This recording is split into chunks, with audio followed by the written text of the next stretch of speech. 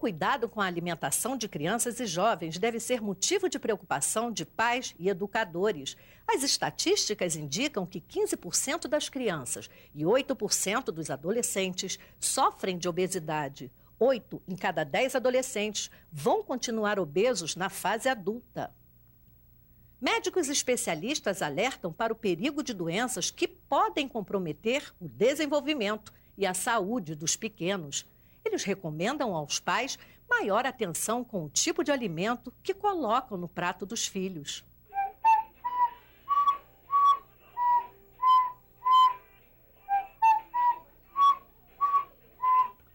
Vinícius já nasceu gordinho. Segundo a mãe, até completar 1 ano de idade, o menino ganhava em média 1 quilo por mês. Hoje, aos 11 anos, ele tem 1,55 m de altura e pesa 81 quilos. Muito peso para pouca idade.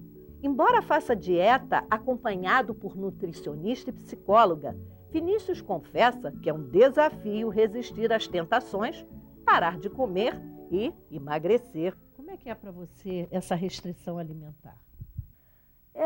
Depende, assim, quando a gente pensa, né, para e pensa, tudo bem, até dá pra você, não, eu não posso, eu tenho que comer isso aqui, não posso comer isso aqui. Mas quando você come, não, eu tenho que comer isso, eu vou comer isso, eu quero comer isso, acaba que você não pensa e come, acaba que...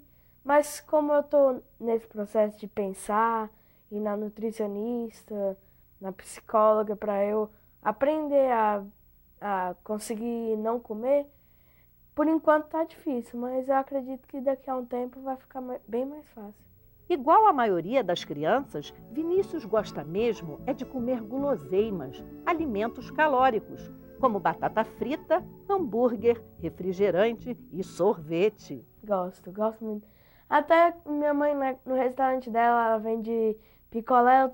Quando eu passo assim, eu olho, encaro, penso em outra coisa, mas não dá, é vontade de pegar e começar a comer. Mas você não consegue pegar um escondidinho não e comer? Já tentou fazer isso? Já uma vez eu tentei. Mas só que ela chegou, Vinícius... Uma das especialidades da psicóloga infantil e familiar Luciana Varchaves é dar assistência a crianças e jovens que apresentam algum tipo de transtorno alimentar. Ela afirma que os cuidados com a alimentação da criança devem começar já no período de gestação. É muito importante que a mãe não ganhe muito peso em excesso, acima de 20 quilos, porque isso vai favorecer com que a criança desenvolva um acúmulo de gordura no primeiro ano de vida. Então vai ficar tudo mais difícil a partir daí. E importante também é o cuidado com a alimentação desde que a criança é bem pequena. Quando ela começa a ser exposta a alimentos sólidos, aí já é necessário um cuidado maior. Se o fator genético for responsável por parte da obesidade, então Vinícius teria motivos de sobra para estar muito acima do peso ideal. Afinal, tanto o pai quanto a mãe dele já se submeteram à cirurgia bariátrica como última tentativa de acabar com a obesidade. Sandra, a mãe, pesava 140 quilos. Há 6 anos, ela resolveu encarar o fantasma do excesso de peso. O fantasma da obesidade está sempre presente, diariamente? Não é fantasma, é a realidade. Eu sou obesa, eu não sou magra, eu estou magra, eu estou bem com o meu peso e com a minha altura, mas eu não deixei de ser obesa. Eu acho que a obesidade é realmente uma doença. Ela é, e você não tem...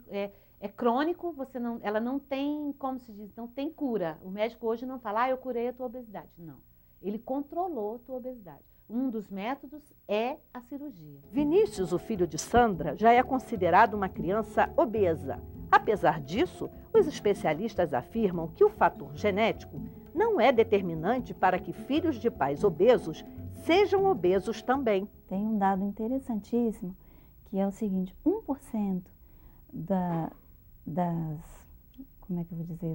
prevalência da obesidade com relação ao fator que gera a obesidade é de característica hereditária, genética, e 99% é de característica ambiental.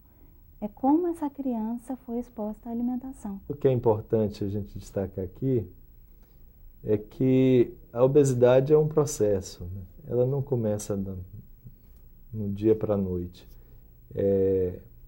Hoje a gente sabe que são pequenos desequilíbrios, um dos fatores que contribui, né, na ingesta calórica, diários, que a longo prazo promovem, né, ganho de peso, acúmulo de gordura. Hoje as crianças, dificilmente você vê uma criança que senta à mesa e faz uma alimentação saudável, né? As crianças rejeitam muito fruta, verdura, legumes, né? E às vezes até uma carne mais saudável também, um frango, um peixe, né? Então eu acho que tem muito a ver com alimentação mesmo. Também começar a se pensar na quantidade de alimento que a gente oferece para a criança. Por quê? Porque a gente já nasce com essa regulação da fome e saciedade. A partir do momento que é oferecido a essa criança uma quantidade excessiva de alimentos em intervalos pequenos, o que acontece? E essa nossa regulação, essa autorregulação, ela vai ficar desequilibrada. Então o organismo vai precisar cada vez mais de alimento para mandar a mensagem de saciedade. Né? E isso também pode acompanhar a pessoa para o resto da vida. Se você pudesse comer assim com muito gosto, muita vontade, como seria esse prato? Monta para mim aí. Morango com leite condensado. Isso é doce, sobremesa. É. Eu estava me referindo a um almoço, por exemplo. Um almoço. Batata frita, um hambúrguer, a carne, uma carne gostosa. Feijão, arroz, salada. Salada não entraria, né? O diretor científico da Sociedade Brasileira de Cardiologia, Dr. Alberto Gomes Fonseca, alerta para os riscos de doenças que podem surgir na infância por conta da obesidade. A gente tem que dar pelo menos uma rastreada para ver como é que é, por exemplo, o perfil lipídico dessas crianças, que às vezes elas podem ter uma herança já familiar de colesterol muito alto. Então, muitas vezes, essas crianças já têm colesterol muito alto e se a gente não tratar, essa aterosclerose que iria se manifestar com 40, com 50 anos, vai se manifestar de uma forma mais precoce, com 25, 30. Ela pode vir a desenvolver doenças ainda na infância relacionadas à obesidade? Pode sim. Então, por exemplo, o próprio coração dela acaba sendo mais sobrecarregado. Ela, se é uma criança obesa, é uma criança que vai fazer menos atividade física. Você queria pesar quanto? Quanto você acha que seria legal? Eu acho que seria legal 50, abaixo de 60. Você consegue se ver, assim, imaginar você com 50 quilos? Bom, eu não consigo me imaginar porque eu nunca tive, então eu acabo nem sonhando. É como eu sonhar numa coisa que não vai acontecer. Mas você consegue se ver magro? Eu sempre me vejo gordinho, mas eu também sempre aquele lado, se eu fosse magro. Você fica chateado por ser um menino gordinho? Isso te aborrece, te entristece? Que sentimento você tem em relação a isso? Bom, tem vezes que quando eu vou caminhar, eu não gosto de caminhar, e eu fico pensando, que se eu fosse magra, eu poderia não estar aqui caminhando, poderia estar lá em casa, deitado. Aí eu fico triste, mas só que no colégio nem tanto, porque os meus amigos são há muito tempo, então eles não falam nada. É possível uma criança obesa se dizer uma criança feliz? A sociedade, ela não aceita muito o gordo, né? Ela não aceita muito e ela deixa isso claro. Nos assentos, no cinema, nos ônibus. Então, a criança, ela vai se deparar com situações de preconceito das próprias crianças e da vida social como um todo. Ela pode desenvolver, sim, essa armadura, essa máscara de felicidade. Mas aí vai caber à família observar e levar essa criança para um atendimento. Você é uma criança feliz? Sou. As escolas também têm um papel fundamental na prevenção da obesidade. Nutricionistas defendem a implantação de programas de alimentação saudável em todas as escolas do país, inclusive nas particulares. Hoje, as cantinas oferecem cada vez mais lanches hipercalóricos nas escolas. Vamos mostrar agora o exemplo de uma escola de Brasília que se preocupa com a alimentação e a saúde de seus alunos. Algumas escolas, como esta de Brasília, já oferecem lanche saudável aos seus alunos. Uma parceria entre a proprietária da cantina, a direção do colégio e o apoio dos pais resultou no kit lanche saudável. Aqui a gente tem o suco de polpa de fruta, a fruta e um salgado assado de presunto e queijo. Então essa é sempre a ideia, de trabalhar a fruta, que é fonte de vitaminas e minerais, o carboidrato, sempre que a gente oferece o salgado, eles são assados, porque aqui na cantina a gente não oferece nenhuma fritura, e também uma fonte de proteína.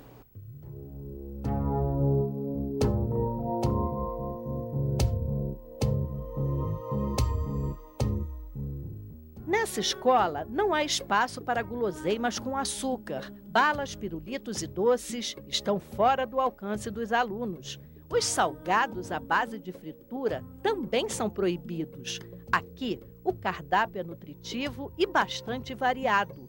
São 40 opções de lanche, contendo alimentos balanceados e de baixo teor calórico. Tudo aquilo que você consegue trabalhar na criança, que ela compreende, ela se torna um fiscal na hora. Então, se ela percebe isso, se ela gosta, ela tem esse poder de chegar em casa e falar, olha, eu quero comer isso, eu estou gostando de comer isso. É muito bom que você não tem perigo de engordar, não tem perigo de ficar lento. Eu acho que eu emagreci uns 2,5 kg e foi por causa que agora eu tô comendo mais fruta, não tô comendo mais gordura ou chocolate ou doce. Assim como a escola tem seu papel dentro da formação dos hábitos alimentares da criança, a cantina também tem e a família também tem. Quem me ensinou a comer bem foi minha avó, minha mãe e meu pai.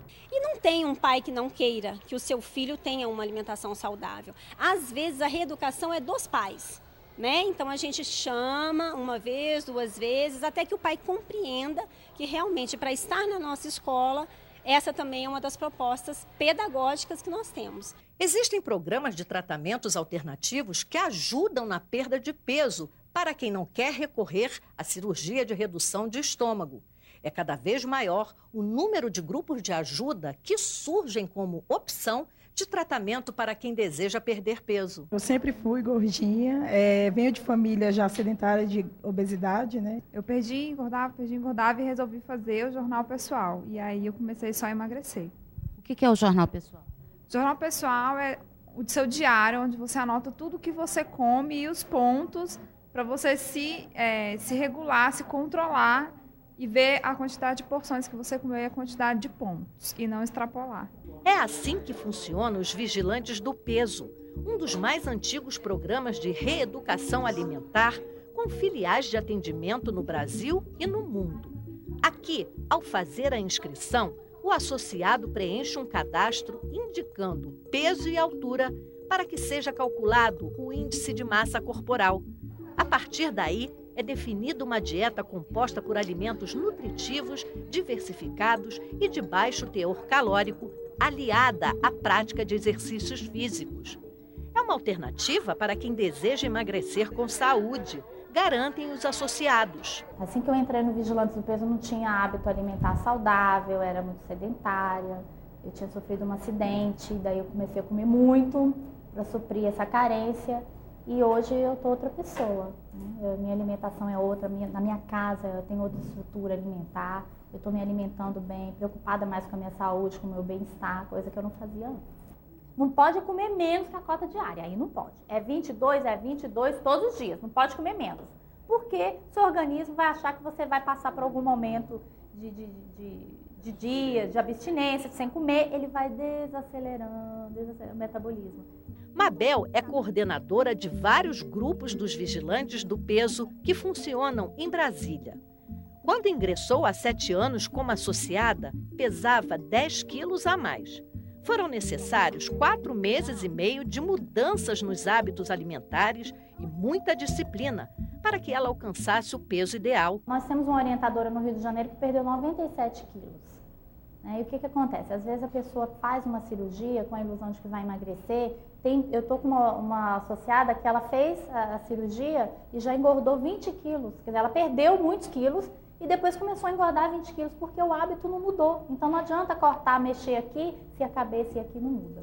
A cada semana, uma nova etapa do programa é divulgada por meio de palestras e com a distribuição de material impresso explicativo. Manual com instruções de como driblar a fome e sugestões de receitas para a elaboração de um cardápio nutritivo e saudável fazem parte do programa de emagrecimento dos vigilantes do peso. Veja a seguir. Famílias inteiras fazem a cirurgia bariátrica como última alternativa para recuperar a saúde. Voltamos já.